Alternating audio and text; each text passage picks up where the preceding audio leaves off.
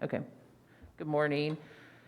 Looks like we have a quorum. We'll start with welcome and introductions. Mr. Shaw, will you start us off with introductions? Hi, I'm Karen Marcus here for Barbara McQuinn. Leanne Evans, School District. Sherry Brown. Heather Knust. Mike Burke. Faith Schulstrom. Okay. I don't see anyone from the public, so I guess we can move past public comments. We do have one item to vote on, approve the minutes from the May 6th meeting. I move approval. All those in favor, all those opposed, motion carries unanimously. And then we'll turn it over to you, Heather. All right, so we are going to get into our budget update. This is the same presentation that was presented last night to the board. A big part of our budget this year is really the ESSER funds, and it's going to represent over $500 million over the next 3 years. And we've really been lacking information and guidance from the Florida Department of Education. And so that's part of the issue of what's been difficult with building the budget this year. I mean, we do know the amount of money we're getting, but we're still waiting on the guidance of actually how to utilize those funds. Then we'll get into an overview of just where we stand with the general fund operating budget, an overview of the FY22 capital budget, and just kind of where we stand at that point. So when we're looking at the ESSER funds, there's really 3 buckets of money. We have ESSER 1, which we've already received, and that was already fully spent, at least the district portion. We fully drew down our allocation in December of 2020. We then have ESSER 2, and ESSER 2 has now been broken out by the state into 2 buckets.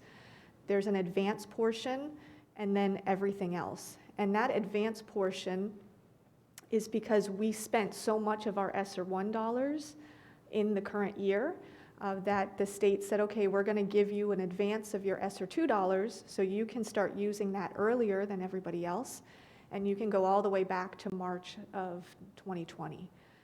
So we got to, but there's the caveat that it has to be spent by September 1st of 2021. And then we have the rest of the bucket of the ESSER 2 dollars. And then we have ESSER 3, which is the American Recovery Plan.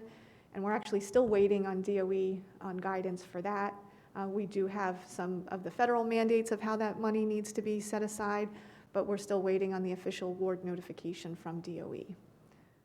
And so that funding goes through, it's September of 2024, but we really want to have it fully spent by June of 2024. I just want to add that advance that the legislature did on the ESSER 2 money, it was $847 million across the state. So it's a lot of school districts received the advance. Our share of that, as we'll get into, is $79 million, which includes the charter schools. And so the allowable uses, when you're looking at the allowable uses of the funding of the ESSER 2 dollars, if you're looking at the federal guidance, it is pretty flexible as to how those funds can be used. There is no, at the federal level, there was no specific mandates as to how the funding needed to be used, or that if that certain amount needed to be set aside for specific purposes. But all the funding and spending is consistent with our current federal grant funds, as well as expanded to include anything that's COVID related. So also including air quality and those types of initiatives as well. This is a slide that you've seen before, the allowable uses of the ESSER funds, 15 allowable uses. I bolded those items that, those are the ones that I think that we're going to most utilize here in Palm Beach County. The significant portion of those funds is really going to be used to address the unfinished learning aspect. So going back to ESSER 2 and the specific ESSER 2 allocation, we start with the advance, and these are actual state mandated set-asides. And there's been a lot of questions, not only in the state of Florida, but other states as well, whether the states have the ability to put additional restrictions on these funds. Because like I said, when they came from the federal government, there was a lot of flexibility to let the LEAs use the money as necessary. Our state legislature decided to put some state mandates on these funds. Fortunately, for the most part, we would have spent it on these types of activities anyway. But, it's just unusual for the state to put specific mandates or such strict mandates on the federal dollars. So in looking at the advance, our portion is $79 million.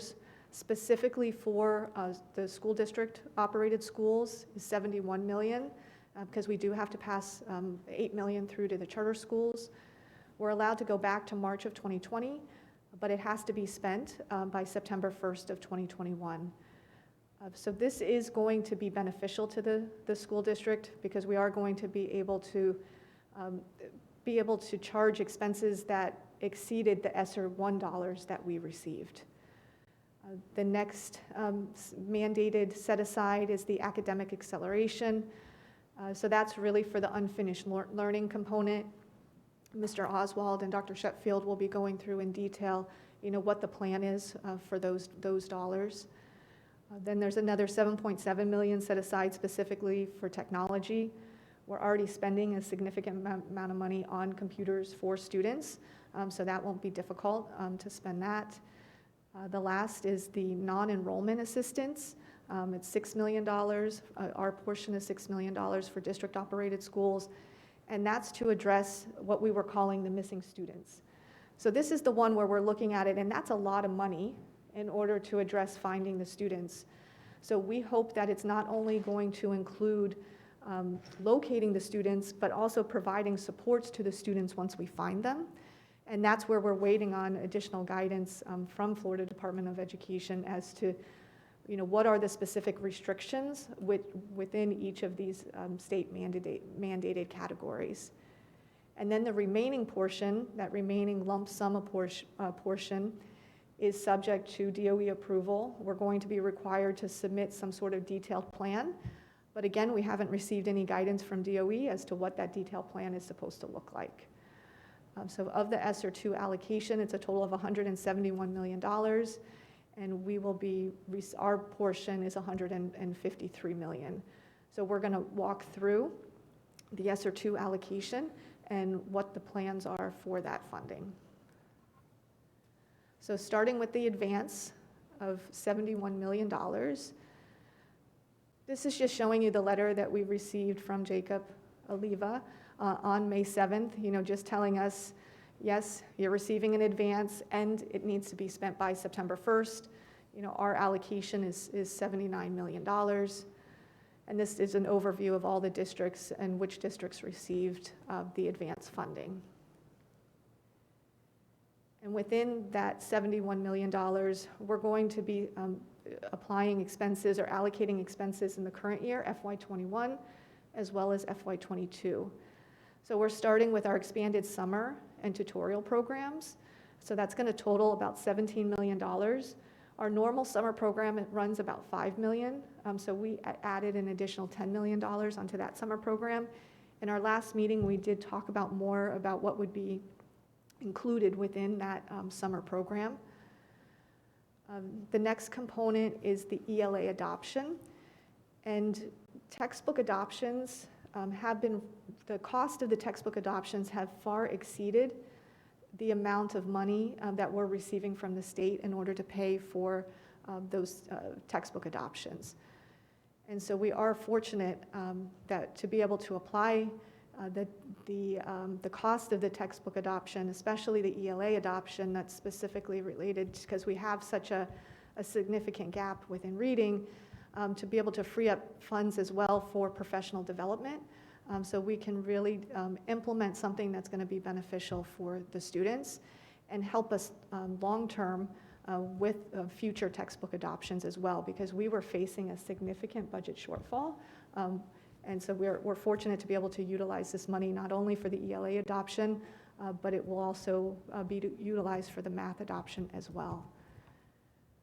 We also have the opportunity to use this funding to reimburse the district for additional health claims as a result of COVID. So far, we have additional health claims of $12.5 million that are specifically related to COVID. And so we're able to reimburse our health fund for those additional health claims. We also have $4 million related to the COVID leave that our employees are eligible for.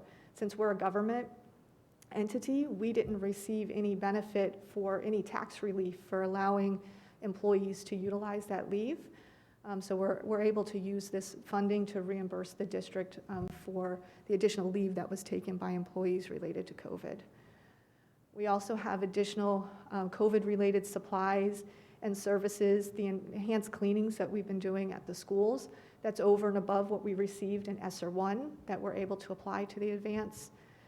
And then we also have additional staff because we maintained all of our regular staff, including bus drivers and after-school workers, even though we didn't have schools at full capacity.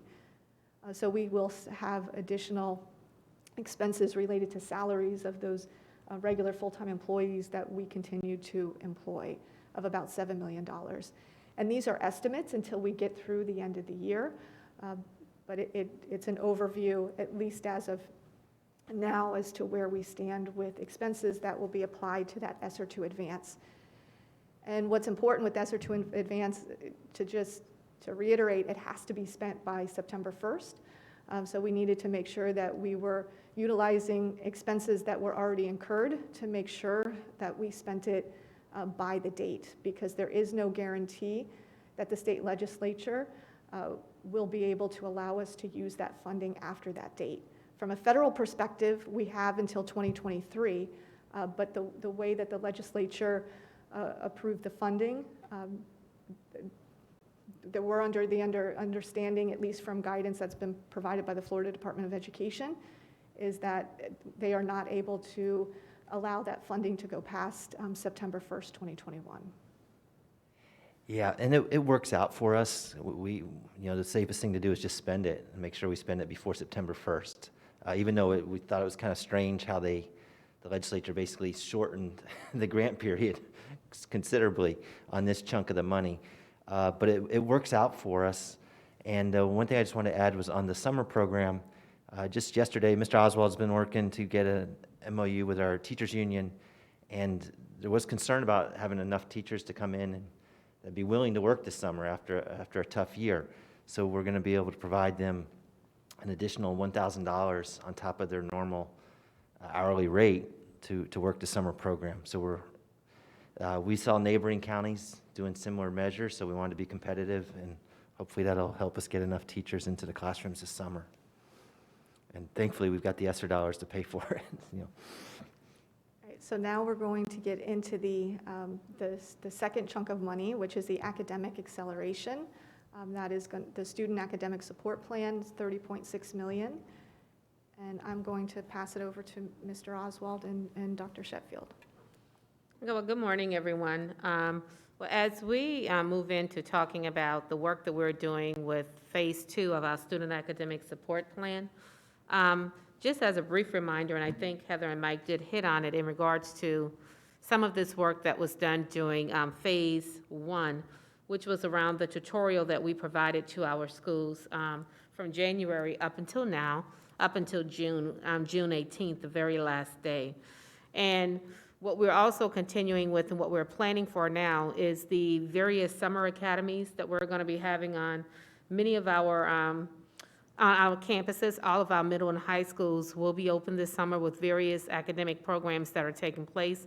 We have 31 of our elementary schools that are going to be open with various cluster sites for various programs.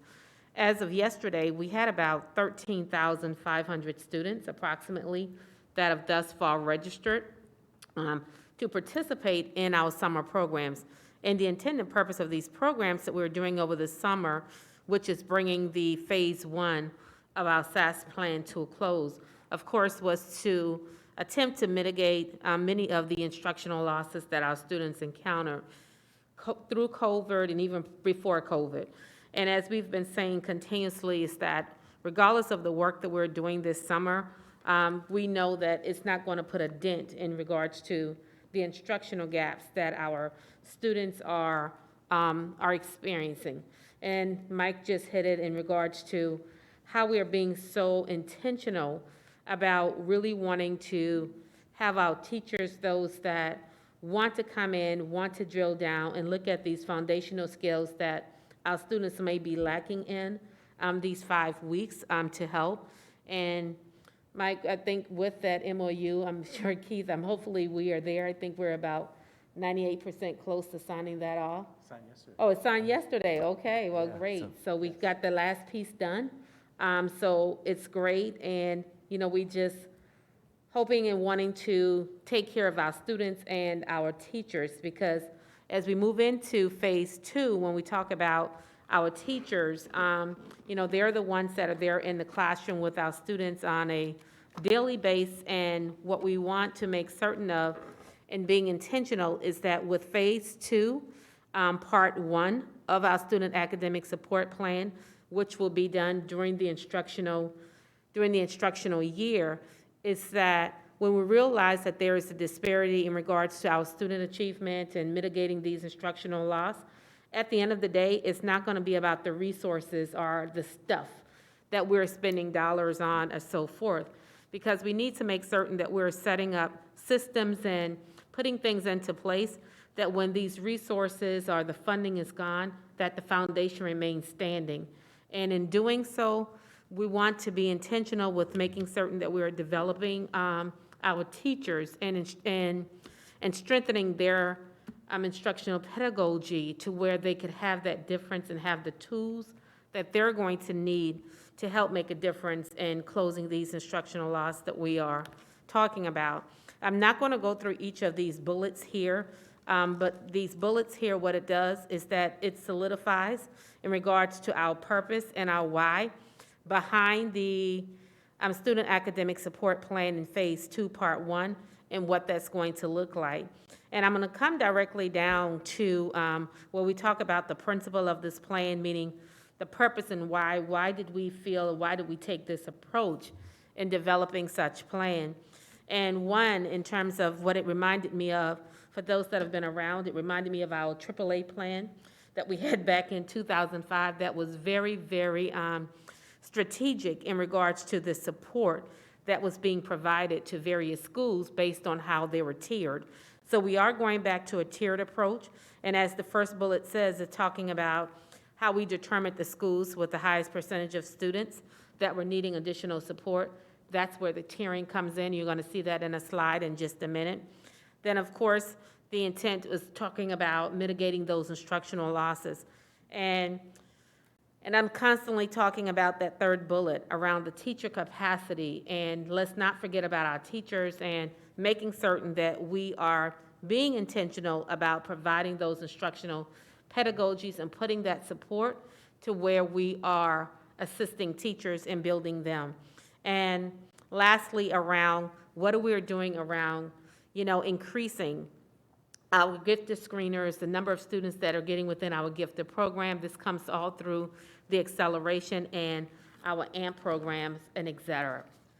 And so as we talk about in regards to our purpose and our why and what we're hoping to accomplish within phase 2, part 1 of this academic support plan, it's all covered in all 3 levels, our elementary, our middle, and high schools. Now, elementary schools, we're going to be targeting, of course, all students and looking at our schools where, of course, free and reduced lunch, the percentage plays a major factor, and our students with the greatest learning needs. When we get to middle school, of course, we're looking at our free and reduced lunch, but however, that target for instruction is around literacy and math. And then when we get to high school, we know we have our graduation cohorts, we want them to graduate. And so along with looking at our free and reduced lunch, we're also looking at those students that may not have the concordant score for graduation with SAT, ACT, or what have you, and are having difficulty passing the state assessment. So these are the kind of, so what I just went over is how we're determining the kind of support that's going to be put in at each level, elementary, middle, and high. In a minute, Mr. Oswald is going to go through each of what those support structures are going to look like as it pertains to the human capital. But before we get into the human capital piece, I want to share with you the matrix that we've used in working with our assessment team here, our research and eval, and, the group here at the district, we really sat down, we looked at the data. We're very data savvy, data driven here at the district. So we really pulled the student data and started looking to say, how is this going to align? How do we make certain that our schools are aligned to where our most needy school are receiving the support, and we have them tiered, then you come down to tier 2, then to tier 3. So what we looked at in terms of tiering our schools, we looked at the student performance and their demographics. I talked earlier around the free and reduced lunch, and that last bullet there, teacher experience is very important to where they were also part of this equation. And the teacher experience came from the percentage of teachers that are on a given campus with 0 to 3 years. That was crucial for us.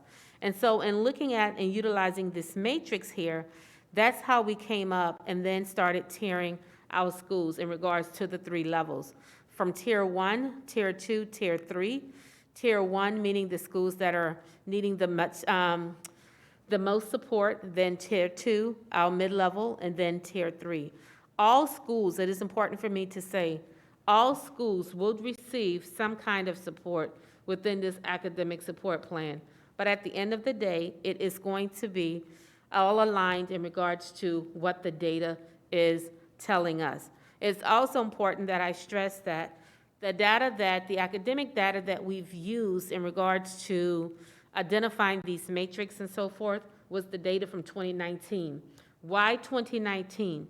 2019 was our last most normal academic year that we all know, right?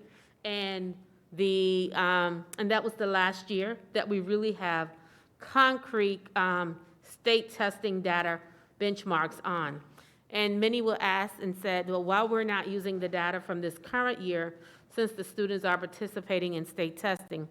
Well, the data is going to fluctuate because we have state testing that is going on now, but we also have some students and parents that have decided not to bring their son or daughter into the school building to test. So we wanted to just keep it as use what we know, what was best practice in terms of that last normal piece, that normal year, which was 2019. This is the data that was used to identify and talk about the kind of support that Mr. Oswald is going to go through that's going to be in each of these schools.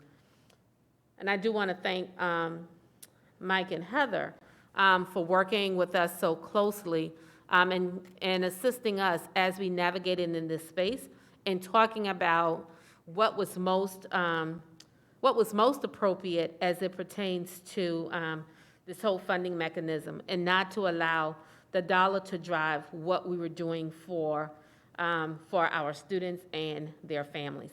And again, this is just part 1. Part 2 will come a little later. Thank you, Dr. Sheffield. And good morning, everyone. It's good to see you all again.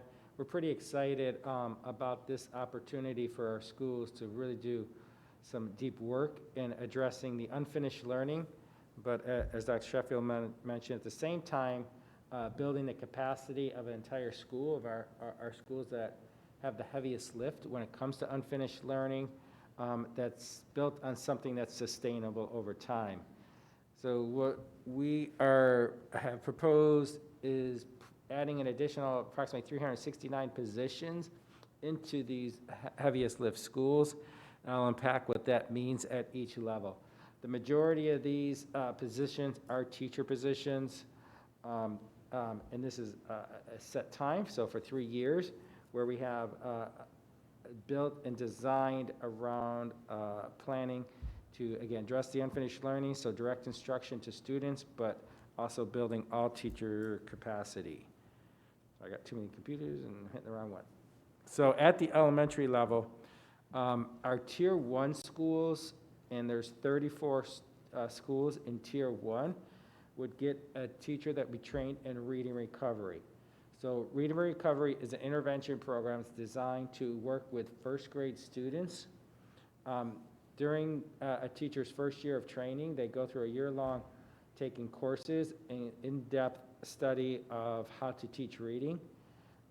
This is developed many, many years ago out of Ohio State University, and school districts throughout the country currently use this particular model as an intervention model. So they take the lowest first graders in a school setting, and then within 20 weeks, this program has a very high success rate of getting a student back on grade level.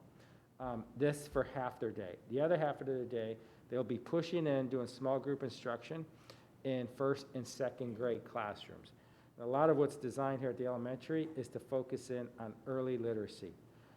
Dr. Sheffield and her team are implementing the new standards adopted by the state of Florida, the best standards, also implementing new high-quality instruction materials in K2 next year, and mentioned by Mike and Heather some of the funding that we're putting in. So this is the optimal time to ensure and addressing an area that has been, a struggle for us when third grade reading is that we have to get into K2. The second position is an acceleration position. So one of the outcomes that we want to see is that gifted and acceleration is happening in all, and especially our schools with the heaviest lift, that it's happening and happening with fidelity. So this position would work to ensure that programs such as AMP, Accelerated Math Program at the elementary school, is happening, that it's getting gifted programming and gifted screeners up and running so that we can have gifted classes or high achiever classes in these particular schools. All Tier 1 and Tier 2 schools would get that. There's 56 schools. A little more than half of the elementary schools would get this position. And so the goal is that in 3 years, we would have that up and running, where we see there's a big gap and opportunity where these schools don't offer those type of programs. And the third position for all Tier 1 and Tier 2 schools is a second SAI position, Supplemental Academic Instruction position, that focuses specifically in K2. In this, the teacher would be working with small group instruction, working with students. And I should say, each of these you see a specialist. So in Dr. Sheffield's wheelhouse, she would get a position in teaching and learning that would pull these people out, provide training, that they become an expert at the school in the work that they're providing.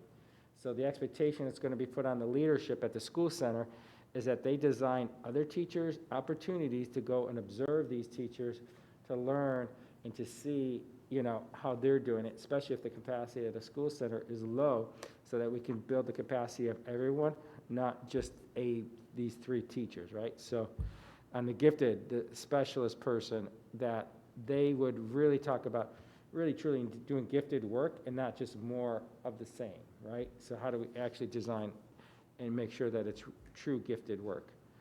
And then the last position, I just realized we had 1, 2, 3, 3. We can't count. It should be 4. Nobody picked up on that. The fourth position, which says 3, is a PLC facilitator. So PLC facilitator, when we're talking about improving the performance of all teachers, so PLC is a professional learning community where teachers over a particular content or grade level would sit down and unpack standards, curriculum materials, and ensure that the planning is rigorous, is built around a strong lessons, built based off of data, and then go back into the classroom and do a better job of implementation. So this person will receive extra training and support to facilitate those meetings that occur in our schools already, to make sure they're effective.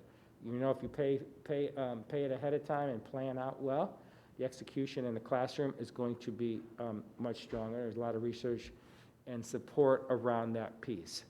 So those are the positions that would go into Tier 1 and Tier 2 schools. Again, the reading recovery just goes to Tier 1. Any questions? Yes. With all these positions being, being added, what's the plan that after 3 years, when funding no longer exists for all of these, and will all of these employees be hired with a contract that says this is only a 3-year position? Yeah, so one, because the majority of these fall under T bargaining unit, so typically T bargaining are teacher contract, they would fall under teacher contract, and Mike, keep me honest. is that, and what we've learned from HR over the years through attrition, we typically hire approximately 1,000 teachers a year. So through attrition, within that third year, we would put on a freeze. And so if the schools themselves can't absorb them, that we would place these positions in other places. We will make it very clear that to the people going into these, that they're only guaranteed for 3 years, that you would, at the end of the 3 years, unless the school can somehow sustain it, go into another type of position. However, through the attrition, we feel very confident that we'll be able to absorb with the existing. What are the duty days for all of these positions? So for the teacher unit, we follow the typical teacher contract duty days. So nothing outside of that.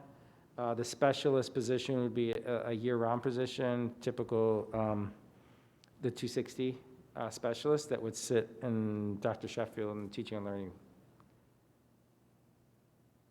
But good question.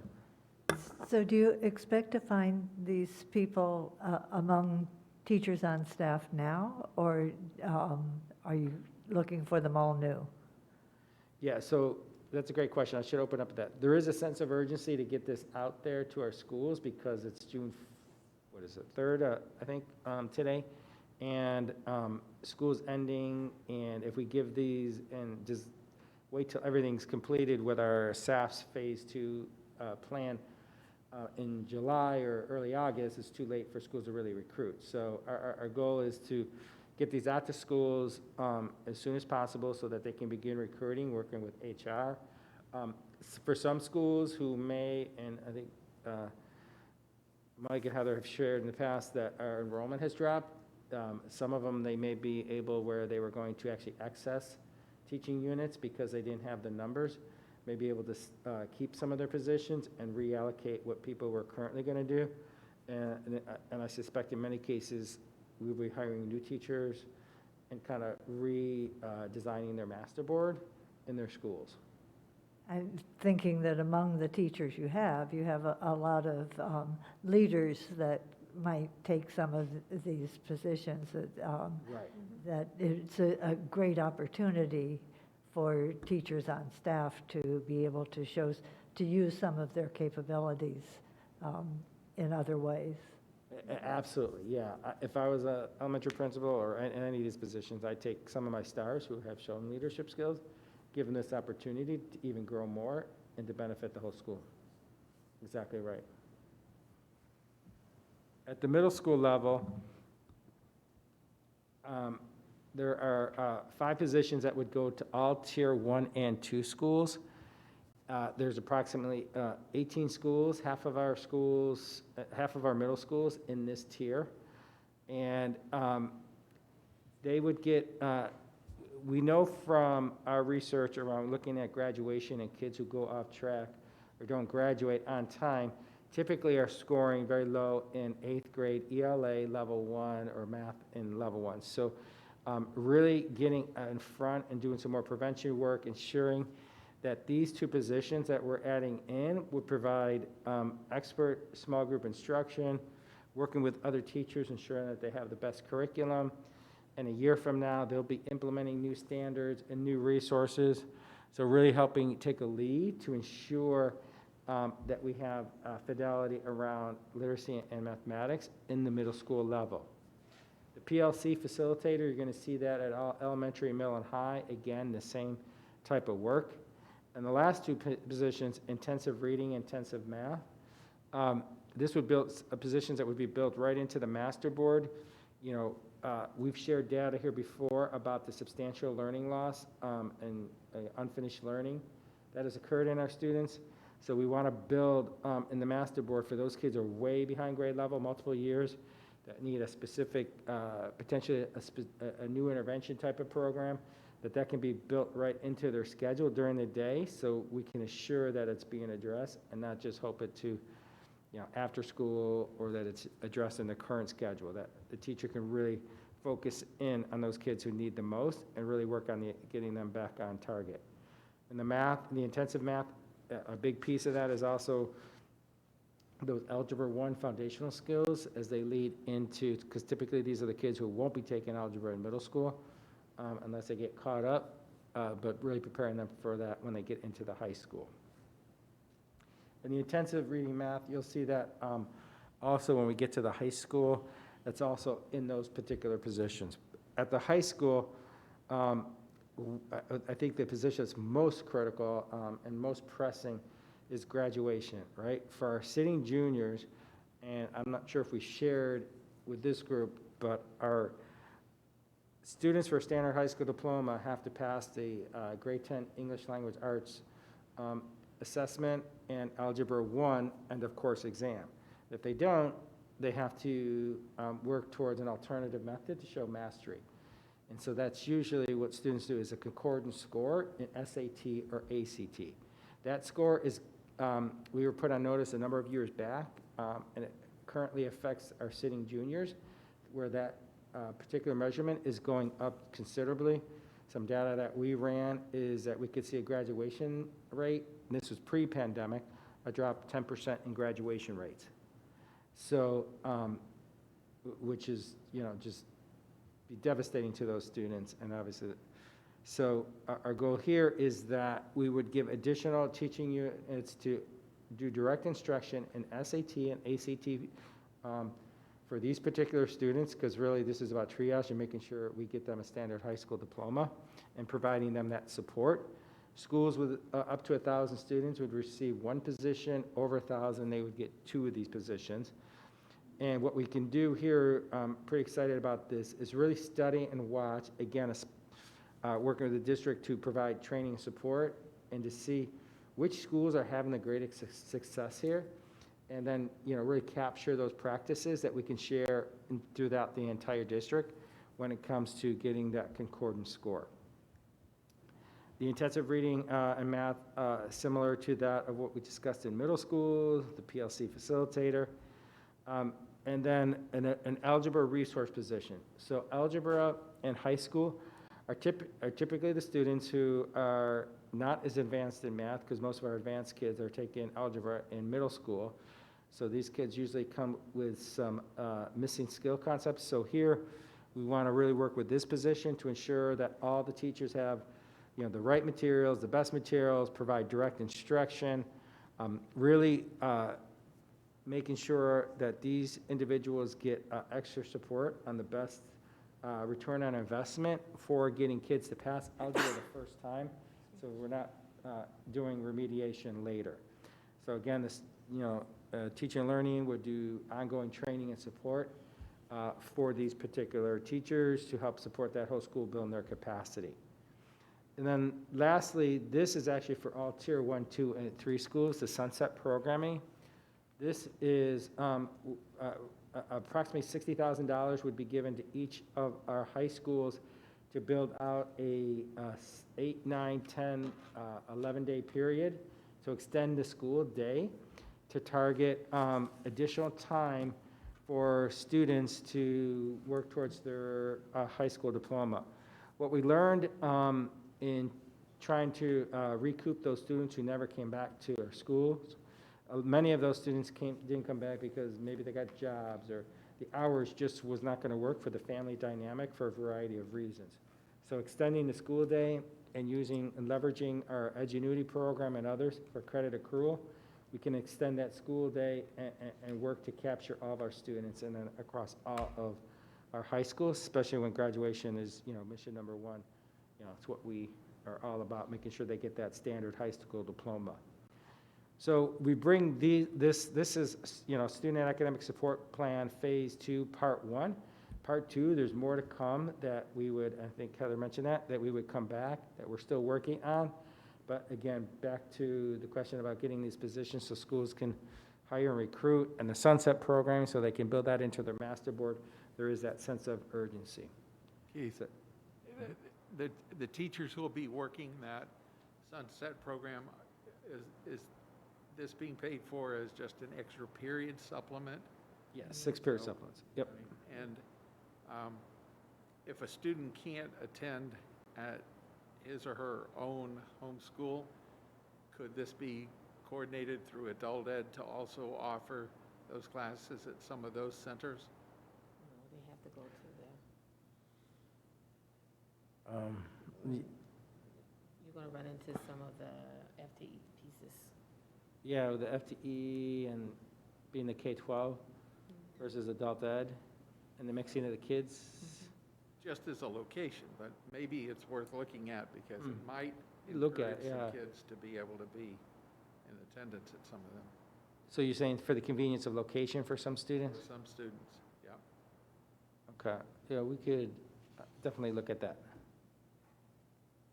Because just haven't thought it out, obviously, but it seems to me if a student's working at home online, there's no difference doing that as attending a class at another high school, still registered at their regular school. It's just the physical location and stuff. So it may not be a big problem, but it could open up our opportunity to catch some of those kids who are falling through.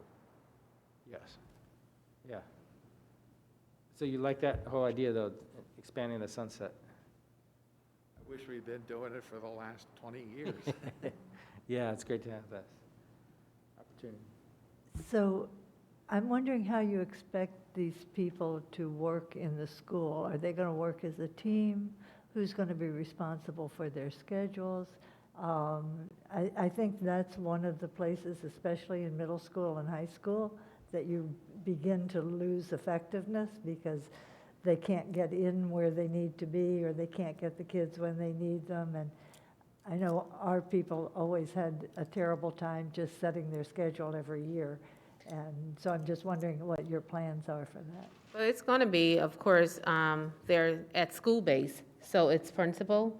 But all these students will have, all these positions actually have students assigned to them. There are classroom-based positions, except where you see where it says resource.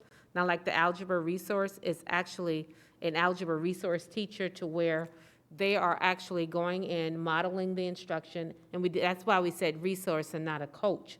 Because a resource is where you're going in, you're modeling that instruction, you're building teacher capacity, and at the same time, you're able to pull and work with small groups of students to provide that differentiation as well.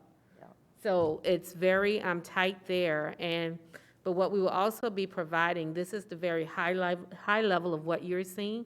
What we're working on behind the scene, another layer, is that there is a guide, a SASP guide for all schools that will hold all these positions tight and around the cadence and the responsibilities and what the expectations are for each of these positions.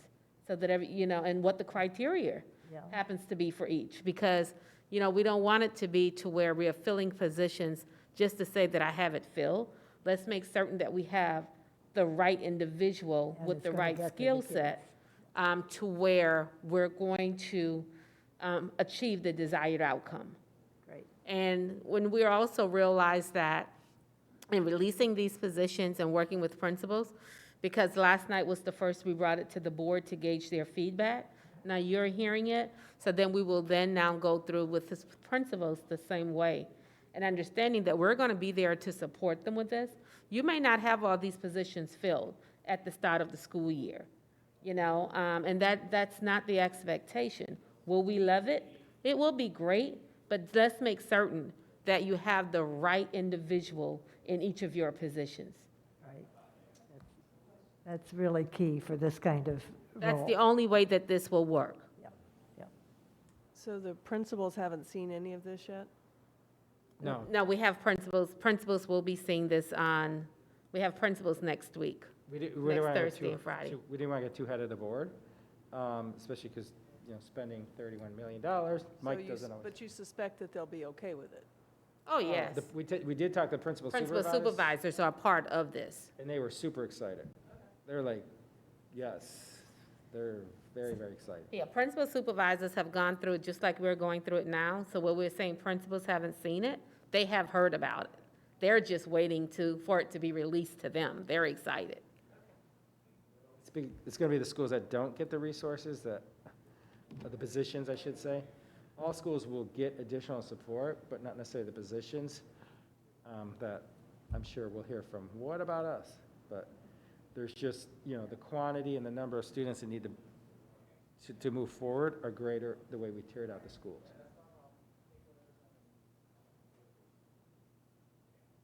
Thank you for having us. Well, no, thank you for coming, because it's much more beneficial than us just going over the numbers, but actually hearing the actual programmatic impact of it is what's important.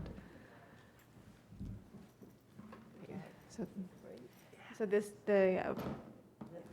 is a repeat of a little bit of what we already discussed, but the two additional state mandated set-asides, we have the one that's a technology assistance.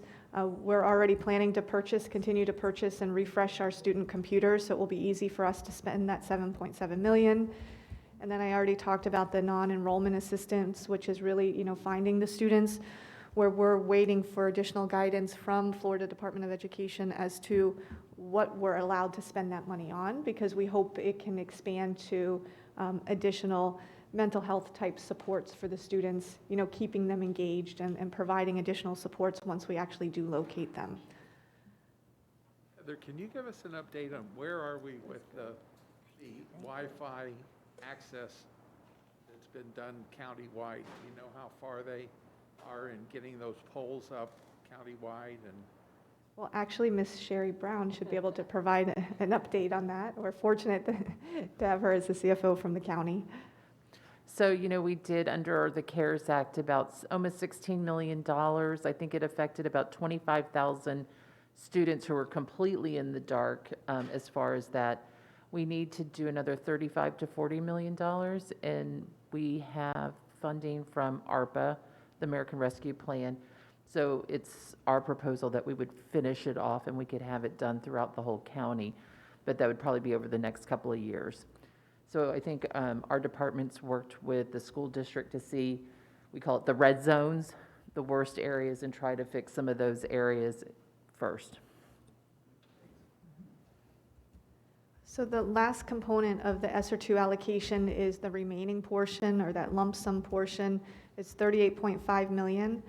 It is subject to DOE approval. We will have to submit a detailed spending plan. It's going to be broken out into expenses in FY22 and 23. Mr. Oswald and Dr. Sheffield went through Phase 2, Part 1 of the SASP plan, but the remaining portion of the SASP plan would come out of ESSER 2, in addition to the ELA adoption and the math adoption, which I mentioned earlier. So out of the ESSER 2 advance would be the ELA adoption for K-5. This would be the ELA adoption for 6-12, as well as the math adoption. And this would provides a significant benefit to allowing us to continue with the textbook adoptions on the actual cycle without having to put them off. And then also provide the additional professional development that's needed when they're implementing these textbook adoptions, because it has been difficult in prior years. Like I said, because the textbook adoptions far exceed the amount of money we're receiving, to also provide all that additional support in implementation. So we are fortunate that this money and this funding, federal funding, is going to allow us to do that. So the remaining portion after the two adoptions is $15.2 million. We don't expect that is going to be sufficient. So we do believe that we would also have to use the ESSER 3, the ARP funds. But at least this would be our proposal for the remaining of the ESSER 2. And Mr. Oswald said they'll be coming back in July timeframe with more of a plan of the Phase 2, Part 2 of the SASP plan. So that totals $38.5 million total between FY22 and 23. And then looking at ESSER 3, which is the ARP plan, we are still awaiting guidance from the Florida Department of Education. And it is also, per the federal regulations, subject to community input as well as board approval. The first three components, the elementary, middle, and high, would be the continuation of the proposal that Mr. Oswald spoke of today. So the continuation of all of those positions, over 300 positions. We then expect that there would be an additional need as part of the Phase 2, Part 2 of the SASP plan in FY22, that we would be able to utilize some of the ESSER $3 on, as well as in future years in Phase 3 and 4, additional dollars to be used in 23 and 24. So in addition to the unfinished learning, addressing the other infrastructure type issues that are allowed, and Mr. Burke has been working with Ms. Wanda Paul, the Chief Operating Officer, to identify what expenditures would be allowable and beneficial under the, that would fall under the ARP plan. So there was a report to the board on the SASP in June, which was earlier than expected. Initially, it was just going to be in July, so there was the presentation yesterday. And then we have an additional update on the SASP plan, so the Phase 2, Part 2, that will be in July.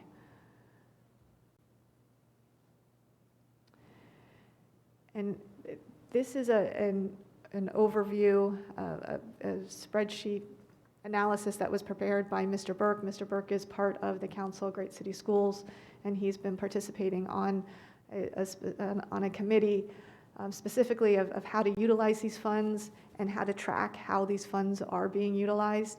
And it's important to have, which we talked about in our last meeting, a multi-year spending plan. And I think, Mr. Shaw, you touched on this as well. We're receiving over $500 million. What's the plan when that money goes away? And making sure that we don't, that we plan for that funding cliff. We know that whatever positions that we put out there are positions that can be absorbed. We don't want to hire positions and then have them cut and have no place for them to go. So making sure whatever plan that we have, we're planning actually for that funding cliff. I don't know, did you want to walk through? Just to try to put the three buckets of ESSER dollars on the same page and show you the kind of the total impact over the next 3 years. And then, the ESSER 1 that's behind us, it's been spent. ESSER 2, we've now, with yesterday's board workshop, we've really kind of committed a pretty good chunk of those ESSER dollars. And the state helped us with that too a little bit. You saw some of those state earmarks and with the advance. But ESSER 3 is the biggest pot. That's the American Rescue Plan. And we still have a lot of work to do to plan how to spend those dollars. And there's also a requirement that we get community input. So it was kind of fortunate. Our district is going through a update of really a new strategic plan development process. And through that, there's a lot of outreach and focus groups that are convening. So we're going to leverage that process to also use it to get input on how to make the best use of all these dollars. Okay. Yeah, so this model has been shared by the Council of Great City Schools with all the urban school districts across the country. And Yeah, and the next couple of pages, since this is, it looks like the expenditures are going to kind of fall into some major buckets, right? We've got just the safe operation of schools, keeping schools, the enhanced cleaning, the safety measures. So that was kind of the first bucket, and we did include the expense to our health claims and some of the other things, the leave we talked about earlier. And then the unfinished learning is the biggest bucket and the most critical. And there is a requirement that you spend at least 20% of the ARP money on unfinished learning. I think we'll go far beyond that. I think we'll probably at least spend 40, maybe close to 50% on unfinished learning, because that's our strongest imperative, that we need to try to do everything we can to catch students up. These positions you see labeled in there, that's the 369 positions we just heard from Mr. Oswald and Dr. Sheffield about. So while the initial year, for FY22, they're funded in ESSER. ESSER is everything kind of in that tan color. There are implications for ESSER 3. I'm expecting that they'll want to continue those positions, for the next 3 years. So that is potentially a portion of our ARP dollars earmarked there to keep that going. And then you see, and to be determined, There's just some pots of money. Ms. Canoes talked about, we still have $15.2 million in ESSER 2 that we're working with the team to figure out the best supports for schools. We want to make sure all schools receive resources, and the proposal that we've gotten through so far really kind of, it tiered the schools, and most of those positions were in the Tier 1 and Tier 2 schools. There will be more allocations coming for Tier 3. And then you can see we've got some bigger pots of money when you get out into FY23 and FY24. And then Heather, if you jump ahead, I'm sorry, this gets a little harder to read, but the other components we imagine being part of this American Rescue Plan dollars is the social, emotional, and mental health services. Palm Beach, we are fortunate with the referendum. We've been able to do some of that work, and we've added mental health professionals, but the expectation is we're going to have more demands than ever. And so we'll be working with the team to bring back some recommendations to enhance that program. The technology, we had the ESSER 2 set aside for technology. That's okay. That's not a problem because we just placed an order for over $9 million in Chromebooks. So that 7.7 that the legislature set aside, that works, that aligns with our plan. And we expect technology to be an ongoing component of this for the next couple of years. And then the other big bucket really deals with facilities and the ESSER dollars that speak to making sure you've got adequate ventilation and air quality.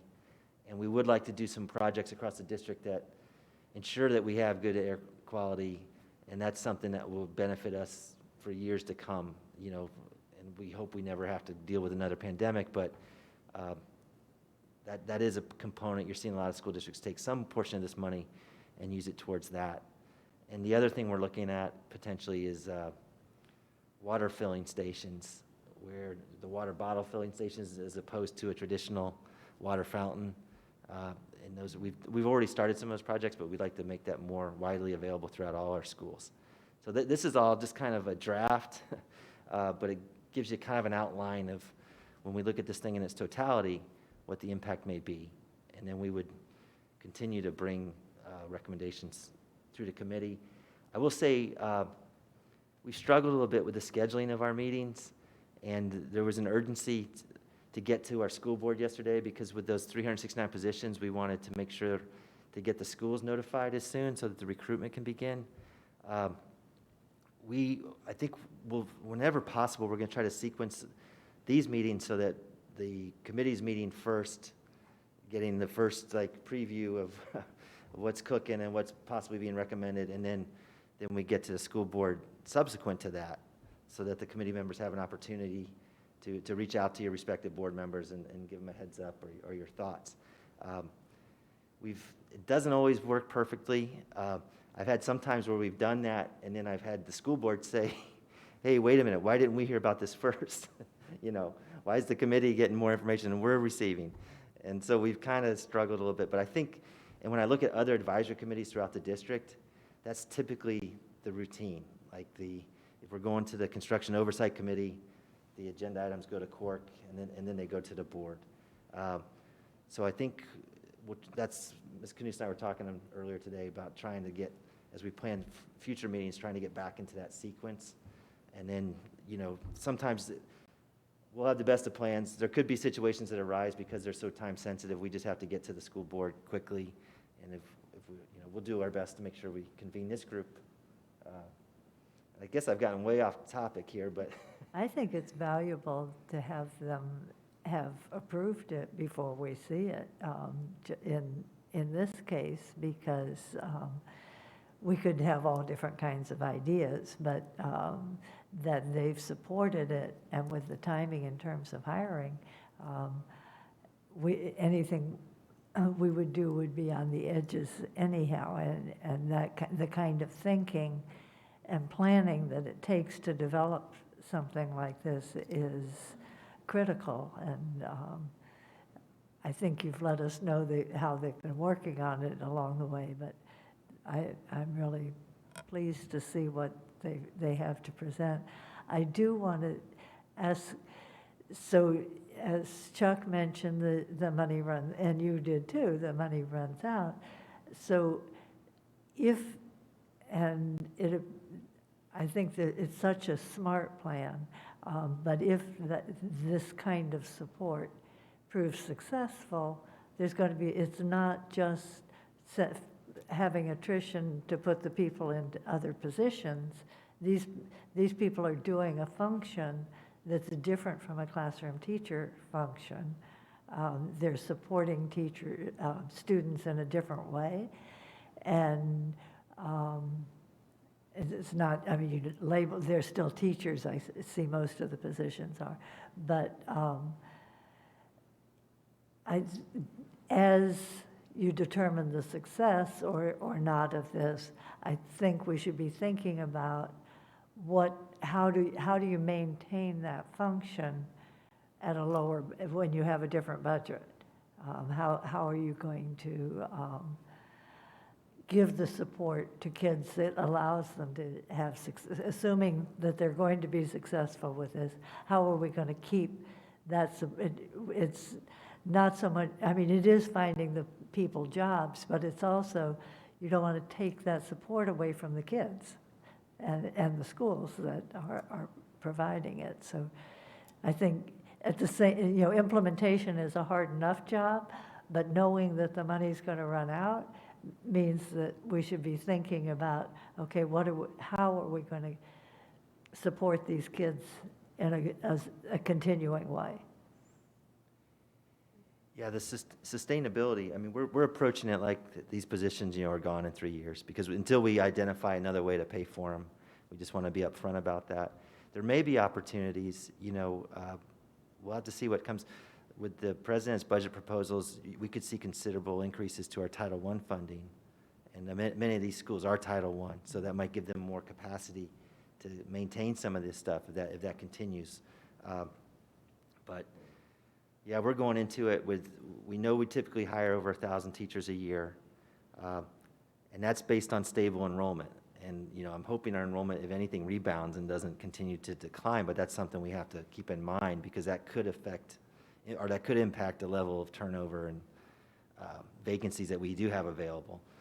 But at 369 positions with our usual attrition, we're comfortable and confident that we wouldn't have to lay anybody off, that we'd find jobs for them.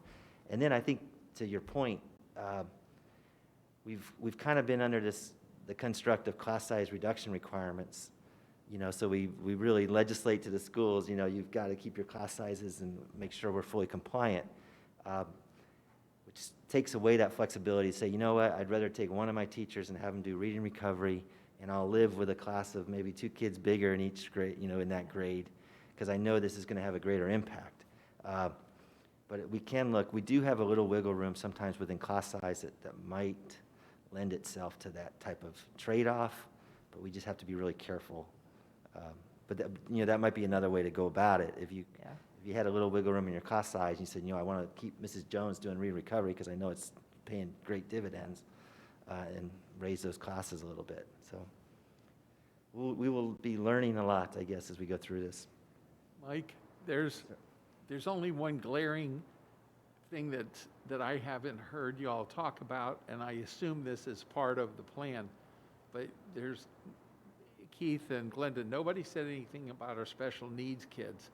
And is there anything in this plan that's different for how they'll be served, or is that included in all of the different initiatives and the help from the resource people? Because I didn't see anything specific to our special needs kids.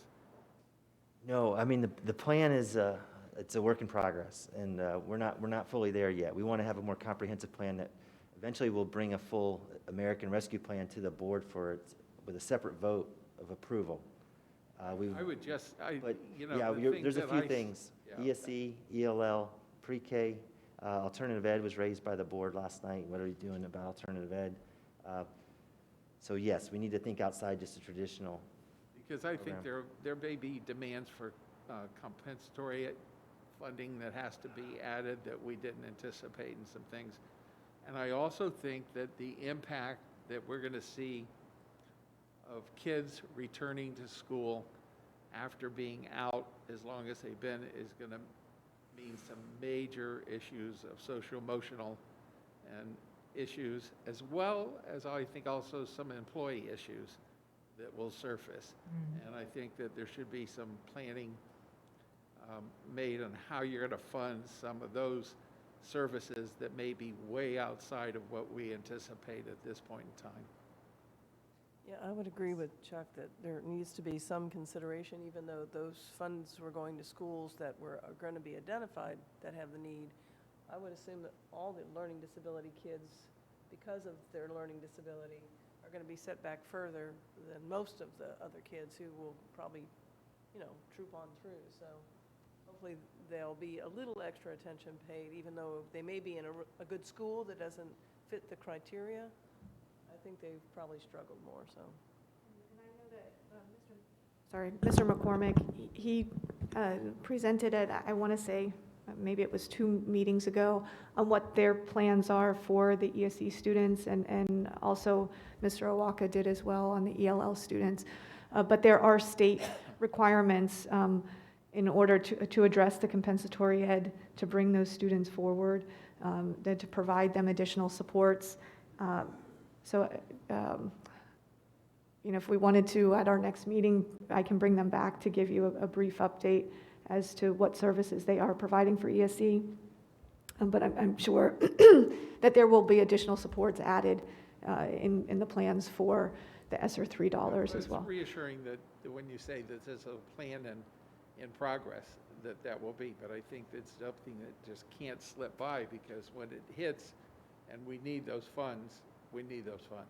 Right, they've already been providing those services because the state actually reduced the timeline in order to provide those compensatory services. So they've been providing those since the beginning of the school year.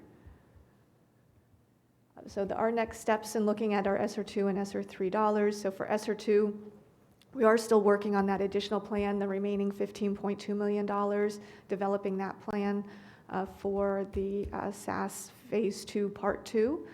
So we, continue to monitor and to identify how those funds will best be utilized. And then with the ESSER $3, we are able to utilize the work that's being done with the strategic plan development to help to take the community input that was gathered through that process to make sure to incorporate that into the ESSER 3 plan.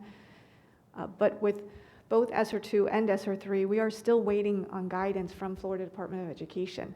The ESSER funds that really is the largest component of our budget, and looking that we are in the month of June and we're still waiting on the official award notification for the remaining ESSER $2 as well as ESSER 3, and guidance on specifically the application process for those funds. So it is very late in the budget cycle. Like I said, it's not unusual for a grant, so we do know the amount of money we're receiving, so it's not going to hold up our actual budget adoption process. But it does put somewhat of a delay on our plans of how we're going to spend and utilize those funds, because we have to make sure it's in compliance with the state requirements. So with that, I'm going to get into the FY22 operating budget. And in our last meeting, I mentioned that we were facing a potential budget shortfall of $27 million. We are fortunate with the ESSER $2 because we were awaiting additional guidance from DOE at that last meeting. But with the allocation of the advance, we were able to utilize those advance dollars to help close that gap that we were facing. Although it's not ideal to use non-recurring funds, it does make sense in this year because we do have so much uncertainty with our enrollment and how many students that are going to be returning next year. So we have to make sure that we maintain a certain level of staffing. And this is consistent with how we used the ERA dollars back during the Great Recession. And we'll continue to monitor enrollment and make adjustments in staffing as necessary based on the actual enrollment. So our general fund budget is balanced. We had no changes to the school-based allocations. The staffing formulas were all the same. We had only minor changes with the department budgets. Each of the departments went through a detailed review with the superintendent. Each department head met with Dr. Fenoy. He walked through each each of their budgets. The reason why we didn't make any additional reductions this year in departments is because we proactively cut departments going into FY21, because we expected to have the cut in revenue in FY21. And so we've already really made the reductions in the department budgets. So they made a nearly 8% reduction last year. And it was difficult to go through and cut any more because we would start impacting services at the school sites. We do have some good news. The local property values came in late on Friday, so they came in higher than originally projected. So instead of an increase of 2.7%, it's nearly double at 5.3%. So that represents an increase of about $3.3 million in the general fund, which will help offset that use of dependence on those one-time non-recurring funds. Heather, what impact did the legislation have on the rollback rates? So with the rollback rates, this is the first time and I can't remember how long that the legislature did not roll back the RLE. So we will see the full impact of that, the growth, and well, in the sense of well, it's going to be based on the original projection, which is the 2.76%, but we are going to see the increase of the 5% on our local discretionary millage. But this is the first year that they did not roll back the RLE in at least 5 years. Yes. I mean, the tricky thing there is and Ms. Knust was explaining it, but just to maybe take a second pass at it, the RLE, even though it was not rolled back, when the legislature approves the budget, they approve dollar amounts. They approve total funding, and they say, okay, local taxes will contribute $8 billion, say, roughly to the budget this year. When the actual tax rolls come in, now the tax rolls are going to come in nearly twice as high, over 5%, they will keep that fixed dollar amount. So the RLE, by not rolling it back, that generated about $200 million more this year. We will get the benefit of that $200 million, but we will not see any additional benefit because the tax rate exceeded projection with that component of our millage. They do once this property appraiser certified a tax roll July 1st, they readjust the RLE. Whereas the other components of our millage, like the 1.5 mils for capital or the 1 mil for the referendum, we get the full gain, on whatever the tax roll actually comes in at. So they get you either way. They kind of get you either way, but their heart was in the right place. I mean, at least it was not completely rolled back. It could have, and I think this year, the state just saw the wisdom of they had enough strain on their budget. Why make the job harder? Let's take advantage of the growth in the tax base, which is good. Hopefully they'll maybe continue that going forward. But whatever they set that number on back in, they finished up in late April, that's the number. And then the last large issue that we're facing, significant issue we're facing, is continuing to monitor the charter school referendum litigation and having to set aside nearly $25 million in the referendum to potentially pass through to charter schools. With the increase in the tax roll, though, that helps to mitigate the amount that we're actually going to have to cut from the referendum, because with the increase in the revenue, we can apply some of that to the amount that we have to set aside.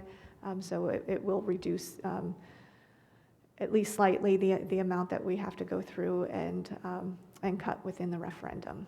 Do you have a projection at this point, the bonuses that teachers got, how that will be impacted? Oh, Will it have to be reduced, the amount to teachers? Yes, likely. Yeah, I believe it will. We're going to have to sit down. We have the MOU with our teachers union. That was a collaborative process, and we developed the whole proposal. And we did allow for, if we ran into some type of unforeseen situation like this, that we would reconvene. Those conversations haven't started yet. Ms. Knust and I wanted to work and scrub through the numbers, and now that we've got the benefit of the actual, a better estimate on the property values, see exactly how much short we are. We want to mitigate it to the extent possible. So I didn't want to throw out a number and then have to come back and say, well, it's really, but I guess think of it in terms of this, the charter schools represent about 11%. And so we need to set aside about 11% of those dollars. And, you know, so potentially a $10,000 supplement, if you take 11% off of that, you know, you could be talking about maybe $1,500 or so with benefits. And, but if we can do anything to lessen the impact on our teachers, we'd like to. And it's subject to bargaining, so I guess I can't predict too much at this point. But the intent is to make sure that the referendum kind of continues to stand on its own 2 feet, and that we align the revenues it brings in with the referendum program expenditures. I don't want to do something that just creates additional strain on the operating budget, you know, because that's always under strain. And so before I pass it over to Ms. Evans to go over the capital budget, and I just wanted to stress there really were not many changes within the operating budget. Where the changes are really the ESSER funds that are coming from the federal government. And so that really is what is the priority and where is the significant amount of change and investment within our budget. There really wasn't a change within the operating budget. It's all aligns with the ESSER dollars, you know, which, like I said, has been difficult because we're still awaiting guidance from DOE. They're supposed to give us webinars and they keep canceling them. So it's frustrating. But like I said, it won't hold up our tentative or final adoption because it will be treated just like any other grant. But it is a significant component of our budget this year. And so with that, Ms. Evans is going to get an overview of the FY22 capital budget. Okay, good morning, everybody. We have the FY22 capital budget balance. Of course, this is really year 2 of the capital plan that was adopted last year, so we always start there and move on. So the budget is comprised, revenue-wise, about half of its carry-forward balance, and that's a lot higher than normal. So I wanted to address that. A lot of it is the ongoing work with the sales tax, but we also funded the construction of a high school and an elementary school we just borrowed the money last month. So that high school's over $100 million, and that money is sitting there. So that carryover balance seems higher than normal because we have such large construction projects that are starting up right now. We are still working on, I haven't added in the changes to property tax revenues. That will help and add some extra money into the budget. Most likely, I'm going to take that money and set it aside for FY22 as I do the capital plan. I'm also updating all the sales tax revenue projections. We do have a change. The legislature and the governor just signed a bill that will mandate sales tax collections on online sales when the company's not based in Florida. I honestly don't know how much of an impact that's going to have, and I don't know how to estimate it. I think we're just going to watch it to see what it looks like. And Sherry and I have talked about that because she's doing the same thing for the county. It's really hard to project what that impact is going to be. So it's just something to monitor as we move forward. The entire capital plan, so FY23 through 31, will be brought forward to the board in August. So we can always send that to you. I know the focus of this committee is always the current year budget. That capital plan is just the future of what we think is going to happen. I don't anticipate any big changes there. When we look at all the appropriations, there are no new construction projects being added. There's only 2 changes. There's a lot of changes in funding based on when they actually are awarding contracts. There's only 2 changes that will affect the opening dates of projects. Grove Park modernization is being pushed back 1 year. We were delayed in getting approval from DOE to tear the existing buildings down. So we couldn't finish the contractual process. So it's been pushed back. And Roosevelt Full Service they're both gonna open now in August of 2023. They're still doing a lot of development of what's going to be at that building, at that site. So we can't quite award a contract till we know what we're building.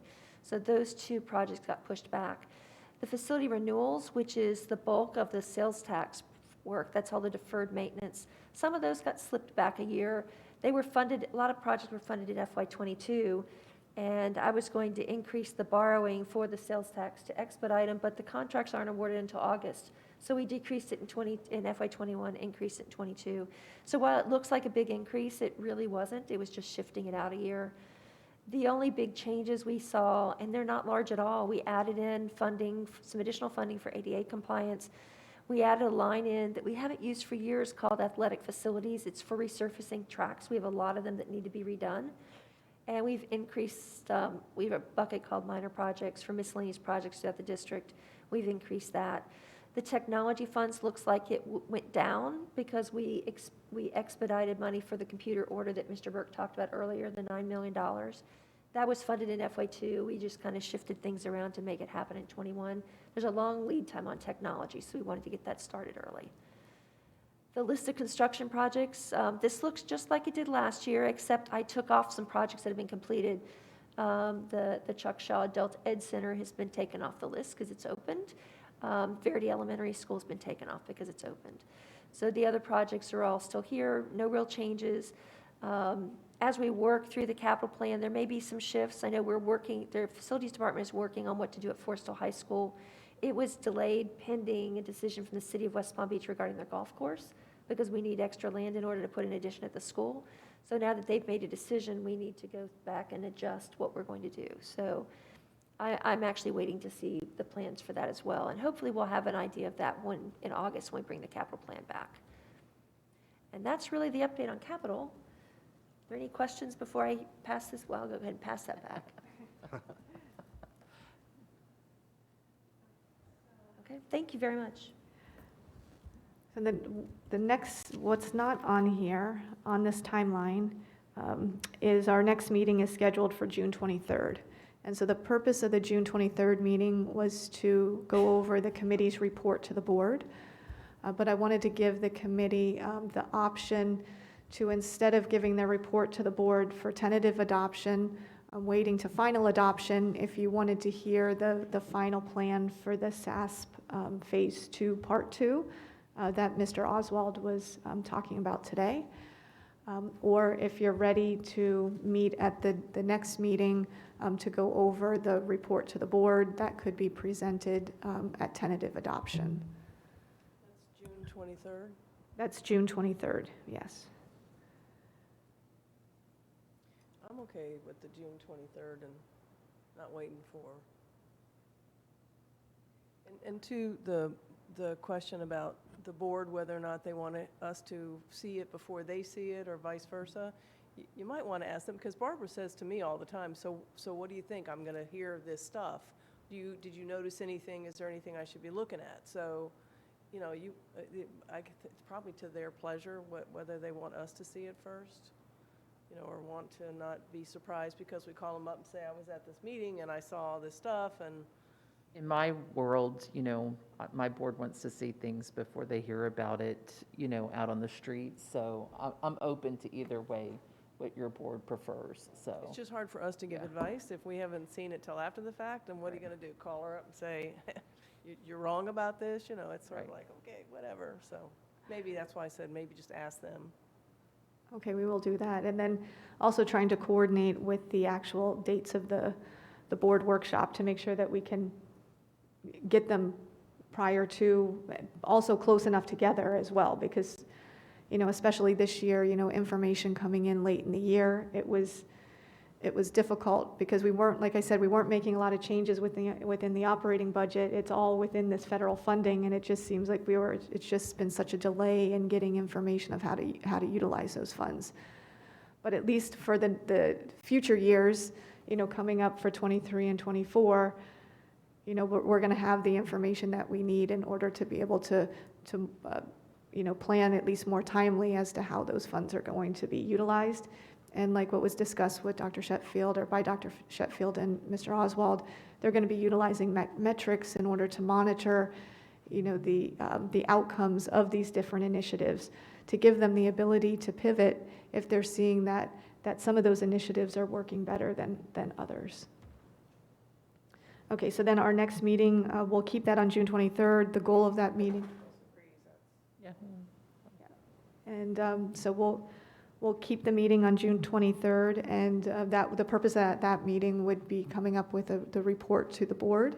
And at that point, we can decide whether you would be ready to report that to a tentative adoption, or if you prefer to wait and do that on final adoption.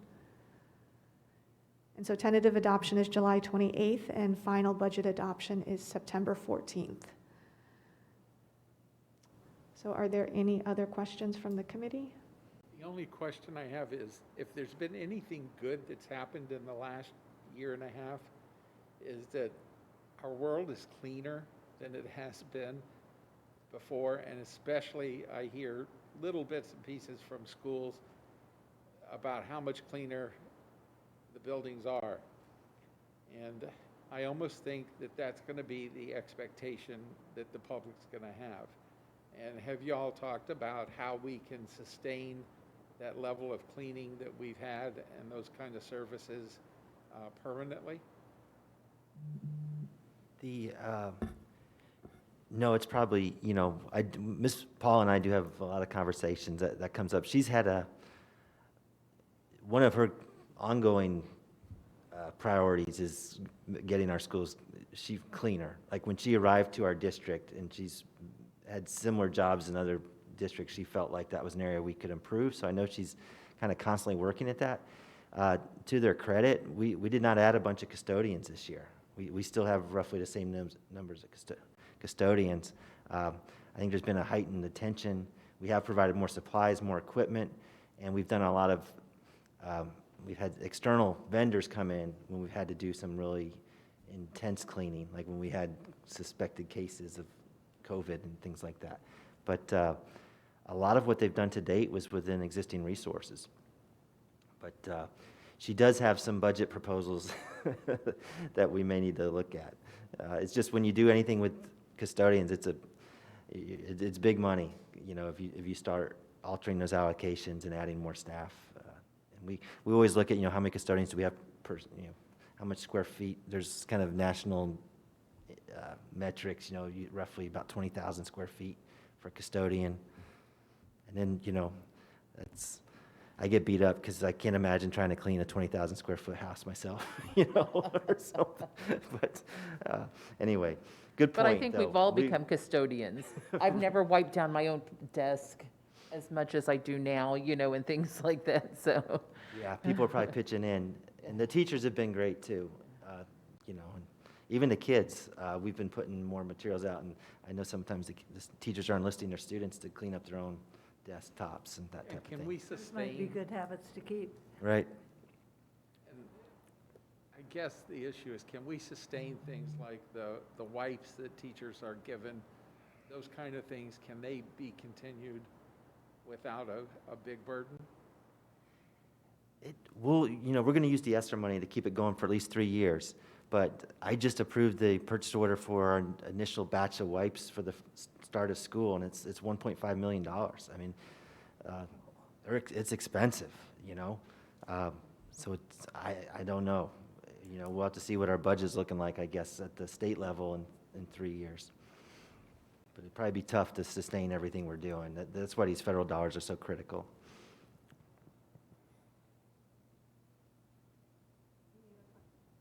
Any other questions? We're adjourned. Thank you. Thank you. Thank you. Thanks.